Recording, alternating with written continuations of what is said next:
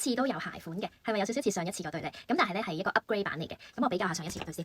咁係同一間公司啦，佢哋就出咗一個 upgrade 嘅版本啦。最大嘅分別係佢今次呢個扣咧係可以adjust 嘅，即係你可以扣鬆啲或者扣緊啲窿窿唔夠咧都可以自己打啲窿窿落去嘅。咁上一次嗰對咧就冇呢個 adjust 嘅扣啦，所以可能着嗰陣時咧呢個位咧有少少鬆嘅感覺。但係今次呢對咧佢係可以hold 住你個腳 hold 得比較好啦。所以上次嗰對咧我覺得買啱 size 啦，但係今次嗰對咧你可以買大少少嘅 size 咧，佢都唔會甩出嚟咯。因為今次冬天啦，咁全部款咧都應該會着襪嚟着啦。咁所以我自己今次就會揀250咧就舒服啲，因為250雖然有少少鬆啦，但係我唔驚佢會甩出嚟咯，因為呢個位 hold 得好好。咁反而着襪着嗰陣咧我就會舒服啲，冇咁啱好嘅感覺。大家如果上一次買咗，譬如買咗240嘅，咁你覺得啱啱好或者有少少緊嘅話咧，咁你可以今次就揀245，即係揀第一個碼啦。咁因為冬天大家都會着襪着啦呢個款，所以如果揀第一個碼咧應該會舒服啲嘅。咁同埋唔使驚佢會甩出嚟啦，因為有3條帶 hold 住你隻腳啦，咁所以應該會幾舒服嘅。今次全部款咧我都用晒呢款鞋嚟襯啦，都全部都襯得好好。最易襯咧係呢個啡色，跟住就係銀色。上次嗰對咧好多客人都讚個鞋墊好舒服啦，有軟墊啦，同埋有少少增高啦。咁今次都係一樣嘅，佢哋保留翻呢個優點啦，都係同一個鞋墊嚟嘅，好腍好舒服嘅。如果上次 miss 咗嘅話，今次可以試下買呢一對啦，或者如果你上次買咗啡色，咁你今次可以就加多對銀色啦，因為真係好好着，好好襯。